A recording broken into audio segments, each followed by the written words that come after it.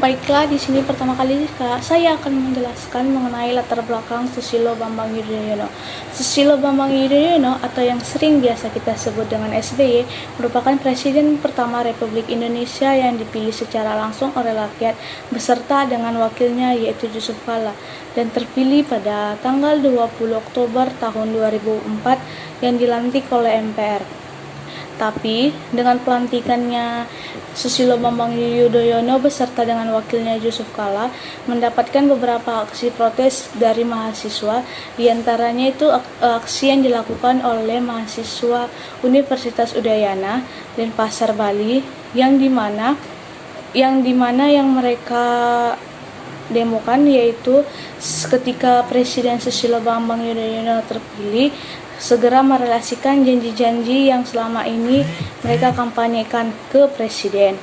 Tidak lama setelah terpilihnya Presiden Susilo Bambang Yudhoyono beserta wakilnya sendiri, terbentuklah beberapa kabinet pemerintahan yang diberi nama dengan Kabinet Indonesia Bersatu. Lalu dengan kita ketahui dari latar belakangnya, kita mengetahui rumusan masalahnya. Yang pertama itu bagaimana upaya untuk meningkatkan kesejahteraan masyarakat, bagaimana reformasi di bidang politik dan upaya menjaga kesolidan pemerintahan, bagaimana upaya untuk menyelesaikan konflik dalam negeri, dan bagaimana terjalannya pemilu tahun 2004 itu, serta bagaimana euforia demokrasi masa reformasi, sehingga kita dapat mengetahui tujuannya yaitu untuk mengetahui upaya apa yang dilakukan untuk meningkatkan kesejahteraan masyarakat, mengetahui reformasi apa saja dan upaya apa saja yang untuk menjaga kesolidanan pemerintahan, dan kita juga jadi tahu bagaimana jalannya pemilu tahun 2004 itu dan euforia berdemokrasi pada masa reformasi. Yang pertama itu upaya untuk meningkatkan kesejahteraan masyarakat. Sejak krisis yang dialami bangsa Indonesia pada tahun 1998, kondisi perekonomian masyarakat Indonesia belum sepenuhnya pulih. Upaya pengentasan kemiskinan yang juga pernah dicantangkan oleh presiden sebelumnya masih belum terlaksana sepenuhnya. Kondisi ini dipengaruhi dan diperarah dengan terjadinya sejumlah bencana alam, terutama tragedi tsunami yang berada di Aceh yang merenggut banyak nyawa. Presiden SBY beserta Kabinet Indonesia Bersatu segera mengambil langkah-langkah pengulangan. Presiden SBY beserta Kabinet Indonesia Bersatu segera mengambil langkah-langkah pengulangan pasca bencana. Salah satunya adalah dengan menetapkan keputusan Presiden nomor 30 tahun 2005 mengenai rencana induk rehabilitasi dan rekonstruksi wilayah dan kehidupan masyarakat Aceh dan Kepulauan Nias Provinsi Sumatera Utara. Pada masa Presiden SBY, upaya untuk pengentasan kemiskinan direalisasikan melalui peningkatan anggaran di sektor pertanian, termasuk upaya untuk swasembada pangan. Anggaran yang semulanya dari 3,6 triliun rupiah ditingkatkan lagi menjadi 10,1 triliun rupiah. Untuk mendukung perbaikan di sektor pertanian, pemerintah menyediakan pupuk murah juga bagi petani.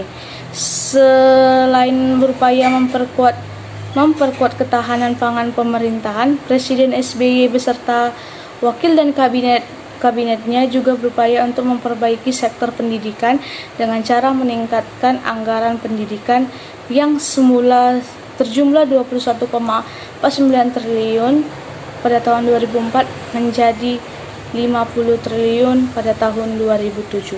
Baiklah, di sini saya akan menjelaskan bagaimana pelaksanaan pemilu tahun 2004 pada saat pemerintahan Susilo Bambang Yudhoyono, yang dimana pada saat itu peranan pemuda dan tokoh masyarakat dalam merubah politik dan ketatanegaraan tidak dapat dipungkiri dari reformasi yang terjadi tahun 1998. Tokoh masyarakat dan pemuda khususnya mahasiswa yang memainkan peran penting sebelum dan sesudah terjadinya reformasi 1999, tidak hanya sebagai pelaku yang berperan penting dalam bidang politik, ekonomi, ataupun sosial. Secara langsung, mahasiswa merupakan Pada era reformasi juga berpartisipasi secara aktif dalam melanjutkan upaya untuk mewujudkan cita-cita reformasi.